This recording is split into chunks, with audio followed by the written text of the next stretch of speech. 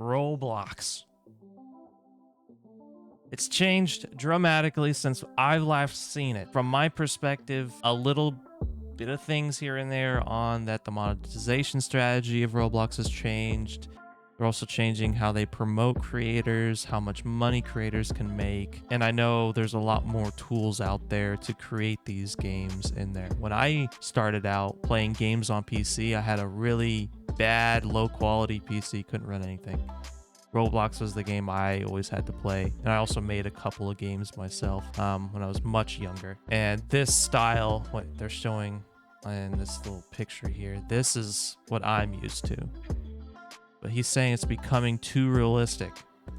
Let's find out what that means. This is Roblox. This is also Roblox. No, We've gone from quite literally the simplest possible ideas on Roblox, like Sword Fight on the Heights, natural disaster survival, and more, to insanely detailed games like Frontlines. What? What have they done to my boy? Is this a game engine now as opposed to just like a community-driven Roblox instanced game creator? Like, it's just a full-blown engine if you can do stuff like this.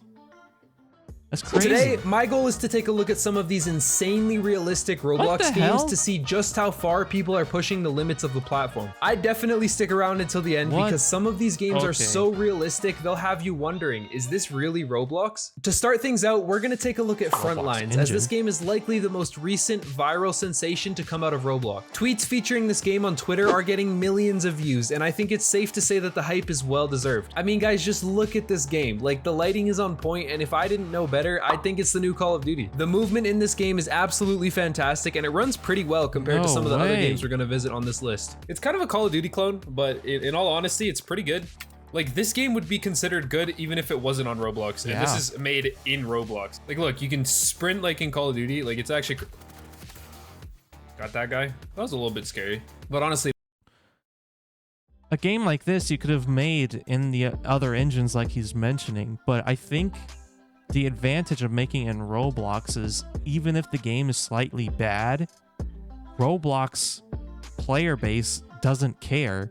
The fact that they can access a game like this for free in Roblox, in that ecosystem, because they can still have their tickets, their items, and their friends lists and all that, makes this game way better than if they just released it on Steam. The movement in this game feels great. Like, you can slide, you can sprint, you can tactical sprint, whatever. Weapons are snappy, but I won't bore you guys too long with this one. So in my eyes, this is definitely one of my favorites. Next up, we have the first showcase on this list. You guys will notice that showcases will be a recurring theme throughout this video, but I promise there will not be too many. Games like this are essentially used as a flexing competition between Roblox devs to see who can make the most realistic experience in Roblox. And some of these do get pretty crazy. Let me know which one you guys think is the best in the comments after the video. This showcase is called Flower Garden in the Clouds. Not a very creative name, but that's where the lack of creativity ends. A user named Aerophagia created this absolutely stunning village in the sky, reminiscent of traditional Italian streets. Whoa. I have a pretty decent computer, but it is most definitely still struggling with this showcase, as you can probably see on the screen. Honestly, it's just a cool place to kick back, relax, and hang out with your friends. Coming in with yet another shooter game, we have Rolling Thunder. I absolutely love this game, with my only complaint being the ammo being a bit hard to come by, but I am definitely not complaining because racking up a 100 kill streak in this game is the most satisfying thing ever. And it just seems like everyone's trying to make these really good quality military games. Like, I don't know why this is like the only genre that people choose to go with. Hyper realistic feel,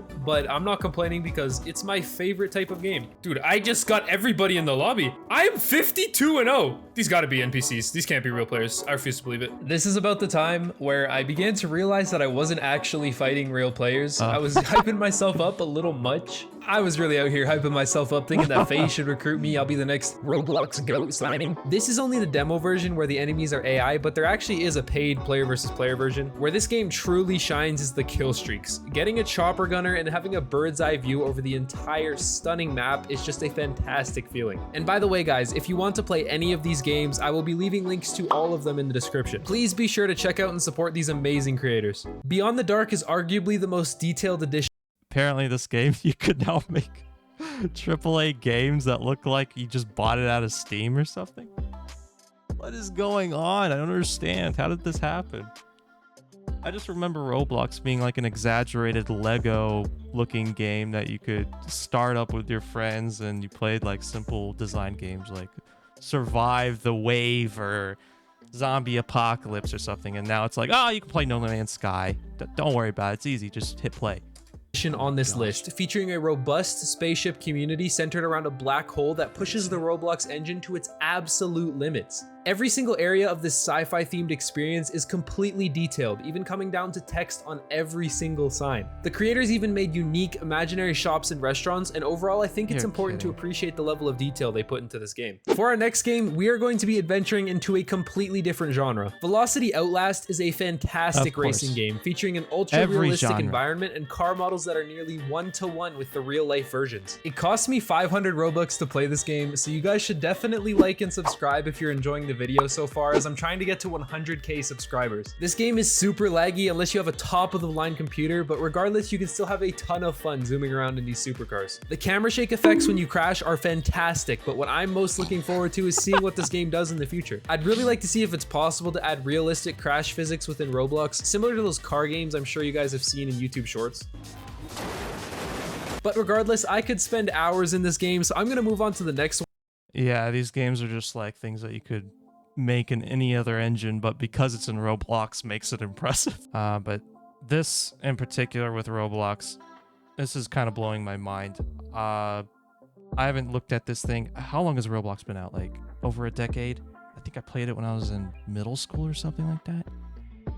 And now you can make the equivalent of a GameCube game in terms of gameplay, but then graphics wise, it looks like something in the past couple of years that has come out of like an Unreal 4 game. That's incredible.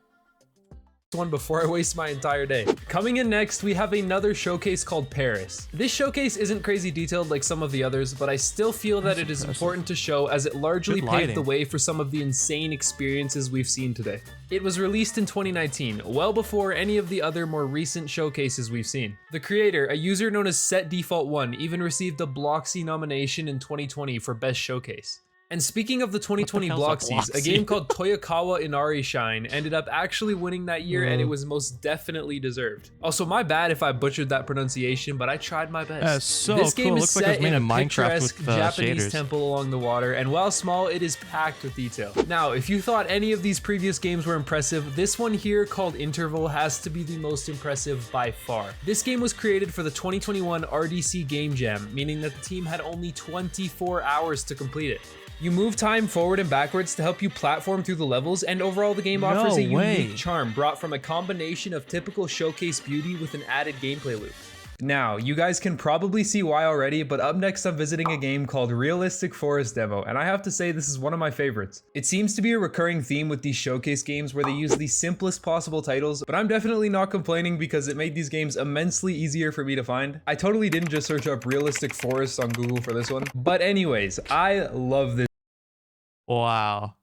That is some crazy water physics going on there too. You don't even see that in AAA games. This is crazy. I kind of want to start up Roblox and look at these in person.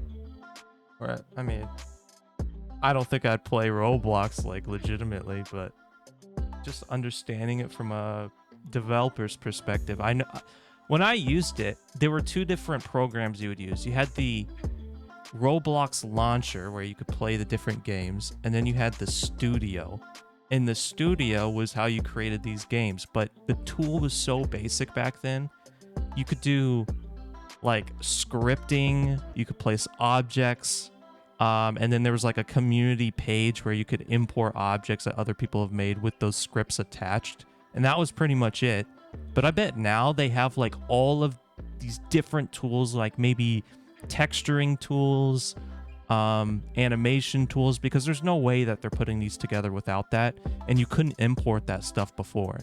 So I bet this engine is just blowing up in terms of its development space, because I know Roblox is $1 billion franchise. They have the money to do that. this game. It's so peaceful and absolutely jam-packed with detail. The little dragonflies and leaves flying around everywhere really add to the ambience in my opinion, but where this game truly shines is in the subtle details, like having the water splash up where it hits objects just like in real life. Like look at these logs here, that's absolutely insane. And I mean, just look at my man Dylan Pro 013432 taking a swim over here. My man is enjoying life. Also, I'm sure if you've watched my old videos, you probably know about my ongoing beef with the emos, but I'll give them a pass for this one because the beauty of this game is absolutely outshining the doom and gloom this dude is emanating. Overall with this game, if you zoom in, you can hardly tell it's Roblox, and that's absurdly impressive to me and just one of the reasons why this is in this video. Delving into the horror genre, up next we have a game called Limbo, made by a development team from Sweden. I honestly think this might be the most criminally underrated horror game on all of Roblox, as it currently has 2 players right now, and I really don't understand why. Graphically, I would consider this to be one of the most detailed horror games on the platform. This game is extremely unsettling as you navigate creepy hallways, completely unsure of what's around the next corner. To make things worse, your flashlight only has a limited battery, so it's extremely important to manage it carefully if you don't want to be left in the dark. This game gives me some serious Resident Evil vibes, and I would not recommend it for the faint of heart. The game has unique interactive tasks that you do all while avoiding the various monsters spread around the map. I believe that if it had a bit more attention from YouTubers, this game could evolve into something truly special. It doesn't have the greatest replayability, but that's something that could be fixed very easily within a few updates. I'm being serious, guys. If you choose to check out any of the games I've mentioned in this video, please let it be this one. You can really tell the developers put so much time into this game, from the main menu GUI to the sound design. This game is truly special. I really want you guys to check this one out, so I won't show any of the super scary parts so as not to spoil anything, but like I said, please check this game out. Ending off with another more popular horror game, we have Apeirophobia, a word which means the fear of infinity. This game perfectly exemplifies this fear by having you navigate through endless rooms, dodging monsters and solving puzzles along the way. The game was largely inspired by the back rooms, and it is truly terrified being chased around by creepy tentacled beings. At the start of the game, your character accesses the back rooms by suddenly falling and no-clipping into the terrifying endless area as seen in the game's first cutscene. Apeirophobia is supposedly still in pre-alpha, but I think it's pretty expansive and just uses an excuse for any unfixed bugs or random changes added.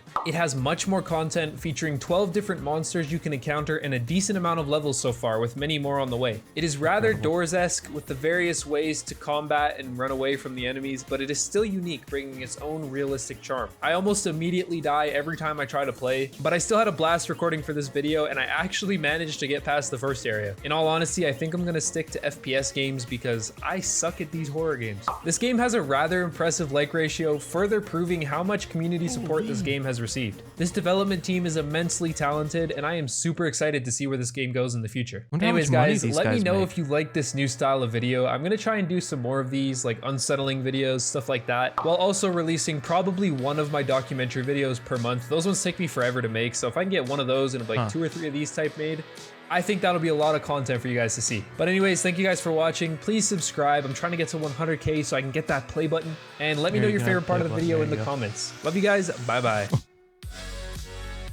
Man, I need to figure out more detail on some of these Roblox creators nowadays.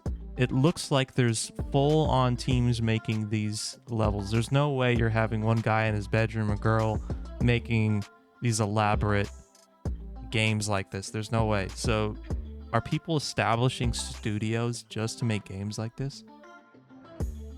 This is nuts.